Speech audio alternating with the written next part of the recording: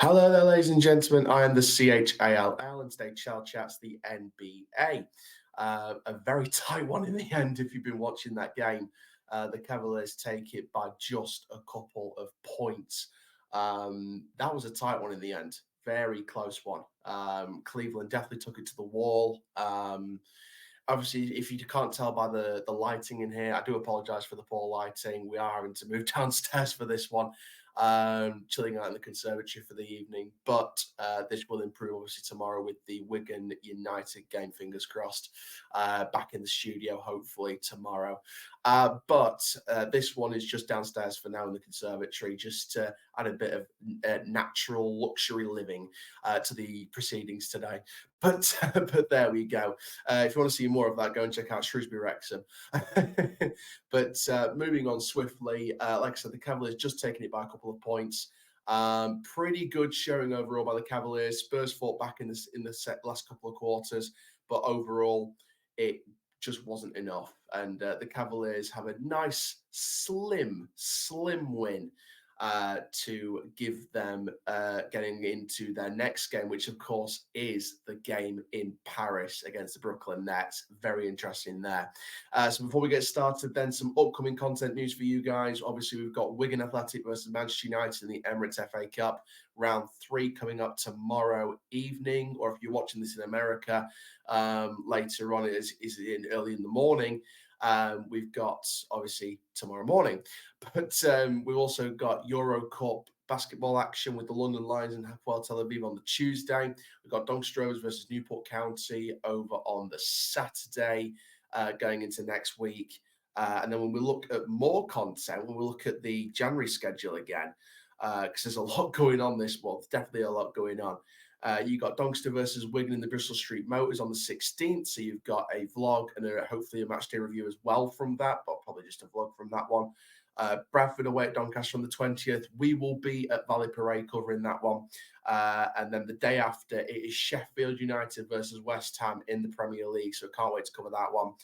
Brighton Wolves in the Premier League the day after that. Doncaster versus Stockport a few days later back at the EcoPass Stadium. Then 2 days later, it is the Royal Rumble 2024. We'll be reviewing that event, not live, because obviously it'd be like 4 in the morning. But yeah, the day afterwards, we'll be reviewing that event. And on that day will also be the coverage for Nottingham Forest against Arsenal in the Premier League. So a packed way to finish off January, and definitely a lot going on. But before we get started, make sure you do like, comment, subscribe, click the notification bell to never YouTube video. We are getting so close now, so close to 3,000 subscribers. We are getting closer and closer, and also 500,000 views. So go and check out the other videos, go and check out the other reviews from this past week. There's been a lot going on, especially with the FA Cup, 4 back-to-back FA Cup games. Couldn't quite achieve that 5, but that's my own fault for being ill. but there we go. I've already made it up. I'm going to try and do the replay for Palace Everton at Goodison Park just to make up for not covering that one.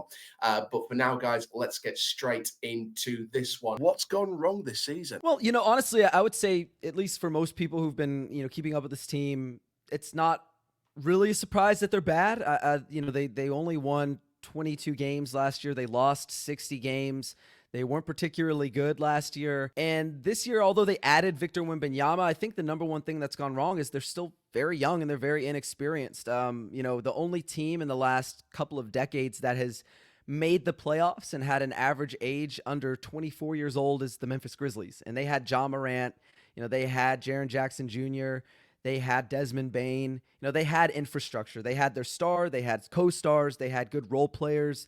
And the Spurs don't have that. Really, right now, what they're working with as far as real NBA players, guys who would be in a rotation for a playoff-level team, that would probably only be Victor Wembanyama, Keldon Johnson, and Devin Vassell. You can probably add Zach Collins in there, but he's out. So he's not going to be in here. So there have been injuries, there's inexperience, there's youth, and that's all sort of culminated in a bunch of losses, not to mention Greg Popovich has really come out and explicitly stated this year is sort of experimental. We're going to see what guys can do. We're going to see what guys can't do. We're going to put them in difficult situations and see how they respond.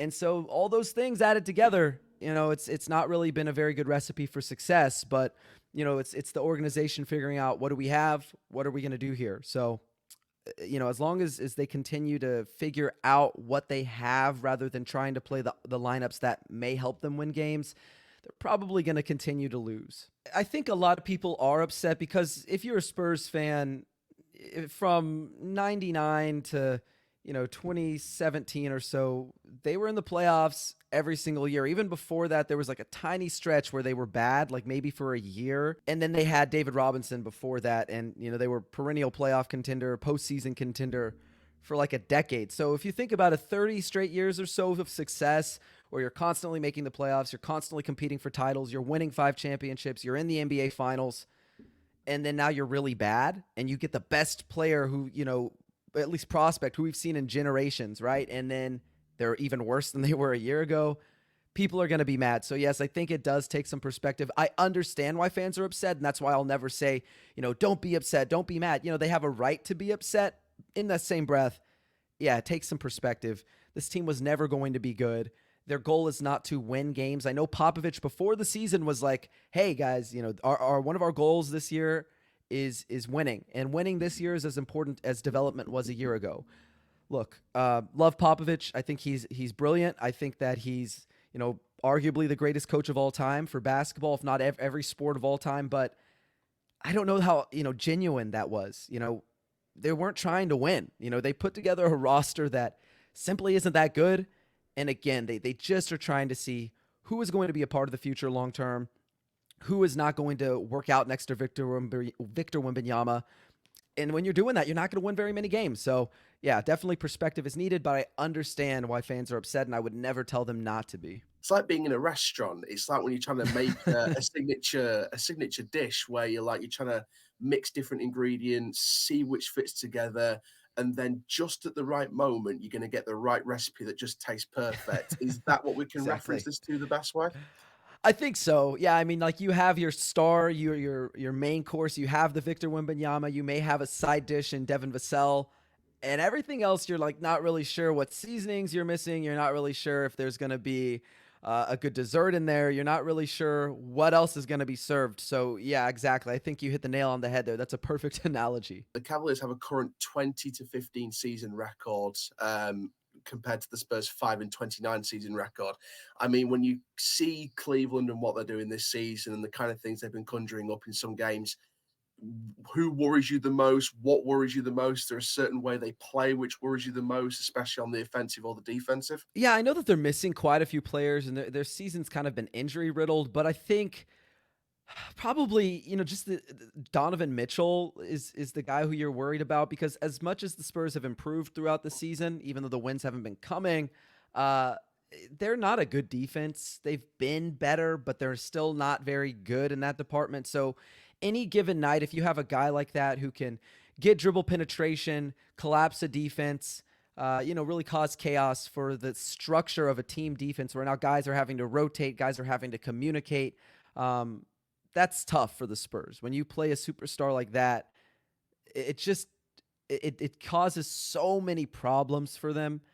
And that's what I'm worried about, because if he can do that and he can force them to really get into rotation like we're talking about, it allows other players on his team now to have open shots, to make backdoor cuts, to roll to the basket in the pick and roll. So focusing that much attention on one guy and having that much power to really impact a defense, that's what worries me. But honestly, I'll be 100% honest here. I'm not that worried about anything, because I really, and this sounds bad, but I do expect the Spurs to lose most games. I think what I'm looking for in most of these games is, are they making strides towards improving? And two, what are the young guys doing? Like, as long as these young guys are kind of showing me flashes of skill that they may be able to stay here along Victor Wembanyama down the long term, then I'm okay. But if I had to pick something that scares me, it's definitely Donovan Mitchell. I mean, he's a special player. What do you think's needed in the next kind of couple of years of transactions and drafts? What do you think's needed to really get the Spurs into a place where they can sit here and go, we're going to challenge or try and attempt to challenge for an NBA championship? Yeah, I think there's a couple of things. I think number one, they need to find, if not a point guard, because I know some people kind of they don't label certain players point guards. It's more like a primary facilitator, whatever you want to call it. They need a guy who can bring the ball down the court and be like a Donovan Mitchell, be like a Darius Garland, be like, a Trae Young, or any of the elite point guards in the league, from De'Aaron Fox, LaMelo Ball, a guy who can collapse a defense, who can make advanced reads off the dribble, a guy who probably has more size. So maybe not a Trae Young is perfect example, but just someone who can impact the game in that way, where they are able to find their teammates and not just pass to them, but pass them open, create opportunities for them, and also self-create for themselves. So they need someone who can do that.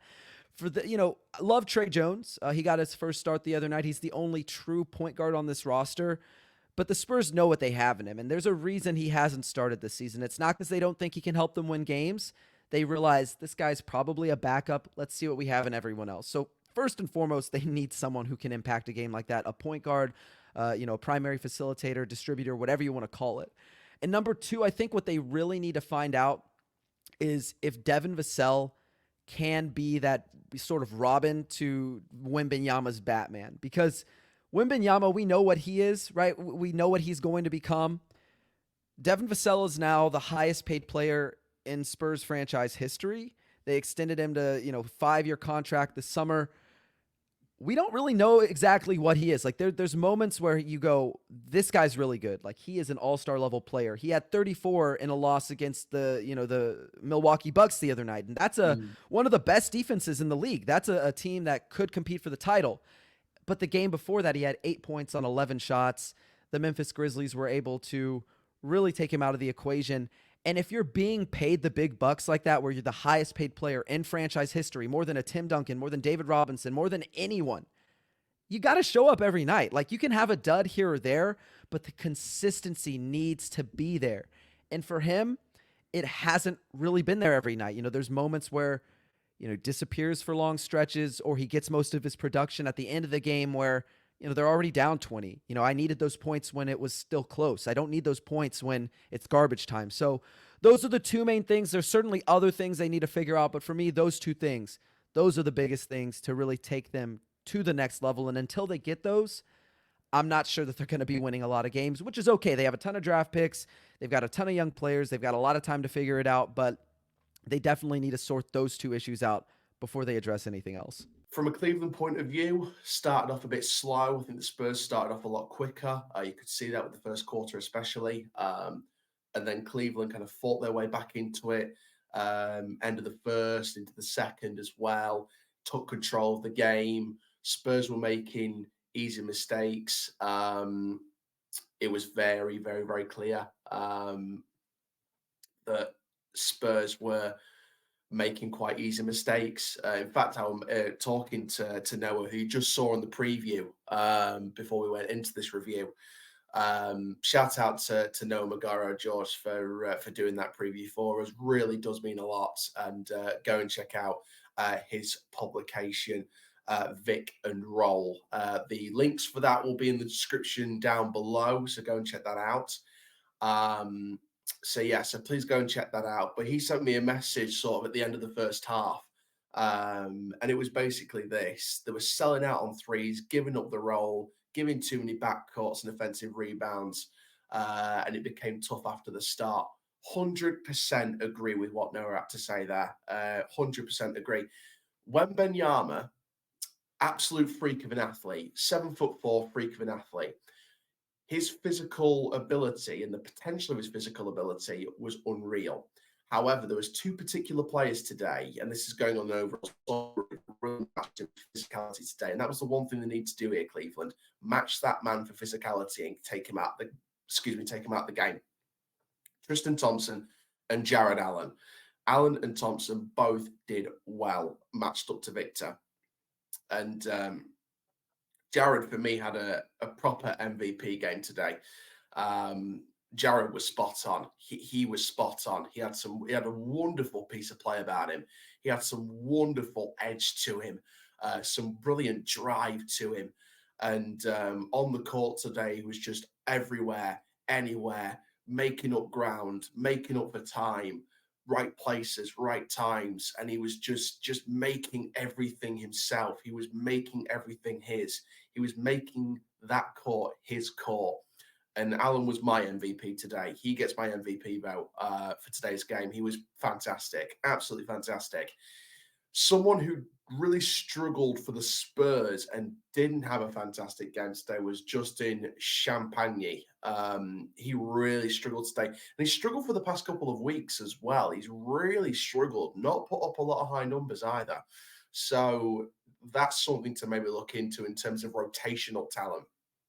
But overall, going back to the overall summary, like I said, I think Cleveland started off slow, but they came out stronger as the game went on. Spurs fought it back in the third and especially in the fourth, but it just slipped out of the Spurs' reach, and I'm sure that must have really hurt Popovich. What I will say about the Spurs, first of all, let's talk about the Spurs first of all before I talk about Cleveland, and then we'll go into individual players and so forth. The thing about the Spurs and Popovich is they are still a youngish team. They're still a younger team. They've got their, and we spoke about it on the preview in terms of the right, and in terms of the perfect analogy to describe the San Antonio Spurs. And this is what I said to Noah, and you heard it on the video, on the preview video. He said it was absolutely spot on with that analogy. Like it's the Spurs right now are like a collection of ingredients trying to create the perfect recipe. So you've got your main course, your main part of the dish, which is Victor Wembanyama. He's the 7'4" young freak of an athlete. He's got the ability, he's got the flavor on the court, and he adds the main piece of the ingredient.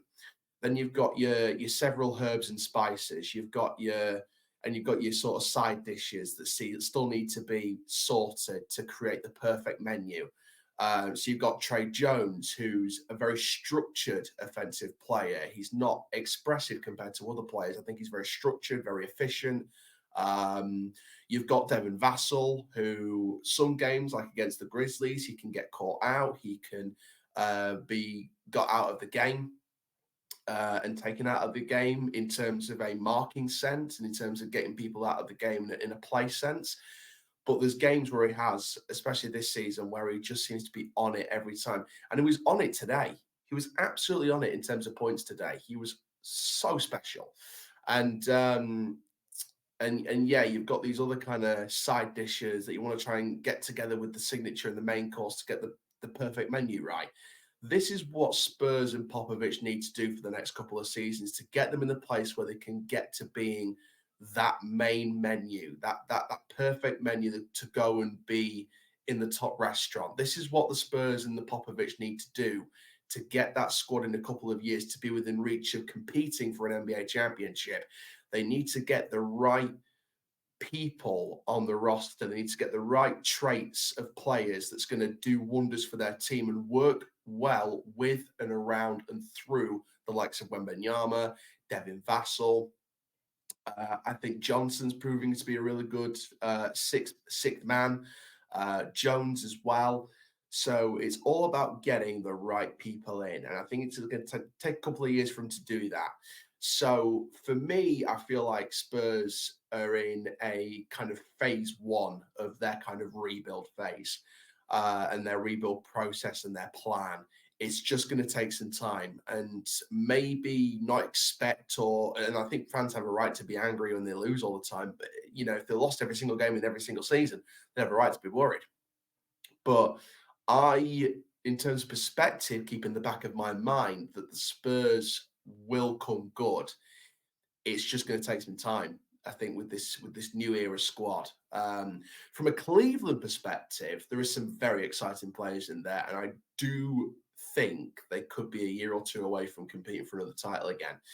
No reason why they can't try and compete this season. No reason at all why they can't try and compete during the playoffs. But I think the Cleveland team at the moment is good enough to get inside the playoffs. Not comfortably, but definitely be up there come the end of the regular season. I mean, Sam Merrill, for example. Sam Merrill is an exceptional player. We saw that tonight. He had a very unlimited range in terms of his shooting ability, and he just absolutely blew it alive tonight. He was brilliant, absolutely brilliant. And then you've got Jared Allen, who's just leading the way brilliantly. You've got Tristan Thompson, who's physically matched up to Wembanyama alongside Allen. You've got Karis LeVert, who drops in three-pointers for fun. He's just an exceptional player to watch at times. So you've got the ingredients there. You just need those extra couple of movements here and there. And I think Cavaliers could be in a strong position at some point in the near future. You've just got to keep moving it forward. So again, there's players there for the Cavaliers to work with. It's just finding the right balance. And I think you've got an opportunity. Like I said, the Cavaliers, in my opinion, will be in a strong shout to be in the playoffs this year. Maybe not comfortably, but definitely be in there come the end of the regular season. Whether I think they'll win the title or not is another story. I think they're good enough to be in the playoffs, and maybe just before the semi-finals. Maybe just before the semi-finals of the playoffs, or maybe around the semi-finals of the playoffs, potentially. Depends how good they become between now and the end of the regular season, and what they do if they are in the playoffs throughout that playoff campaign. That's where I stand on Cleveland at the moment. They've got the ability to do it. They just need to do it now and see what they do in the next couple of seasons as well. But I weren't expecting a high-scoring game today. I weren't expecting one team to outscore the other, if you get what I mean by high-scoring game. I weren't expecting one team to dominate the other team so much that they'd be in 2 digits, one team would be in 3, etc. I were expecting a close game. I weren't expecting the finish that we had, but yeah, a 2-point finish was quite exciting, and the Spurs just missed out in the end. And for me, overall, like I said, going into those next games, obviously the Cavaliers are going to be going to Paris to face the Brooklyn Nets. In their next games, they've got a nice break coming up before that game in Paris, and it's going to be very interesting to see what happens with that one. For the Spurs' next game, let's see what happens. Like I said, I'm not expecting them to win every game this season, but what I am expecting is perspective, and what I hope to see from the fans is perspective. That the Spurs are in a rebuild process. It's the first year of a rebuild process. They've got the main course in the draft. They're going to build around that. They've got players that are earning their spot in that potential title-winning team going forward, and we'll see what happens. But then just a reminder, guys, of the upcoming content coming up the next couple of weeks. We've got Doncaster Rovers matches, home at Newport, away at Bradford, hosting Wigan, sandwiched in between in the Cup Trophy, in the EFL Trophy, in between those two league games against Newport and Bradford, respectively. We've got Euro Cup basketball action. We've got Premier League action coming up. We've got our first WWE pay-per-view review of the year coming at the end of January. On the 1st of February, we will be releasing the January schedule review and the February schedule analysis. That'll be the first content schedule analysis video of the year, of the season. I kind of call the years on this channel the season to kind of keep it in sports terms. So Chall Chats this 2024 season, we'll be releasing the first content schedule analysis video of the season. So stay tuned for that one on the 1st of February. We'll do some stuff on deadline day as well for the football side on the 31st of January. So stay tuned for that one. So a lot of content still to come, guys. Go and check out all the other content on the channel. We had some match reviews at the start of the year, pre-season.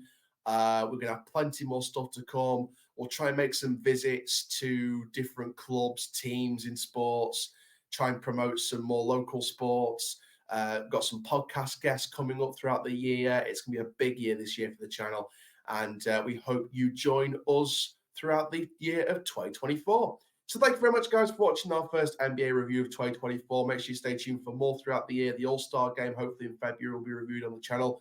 For now, go, guys. I am the CHALL. Ta-ra for now.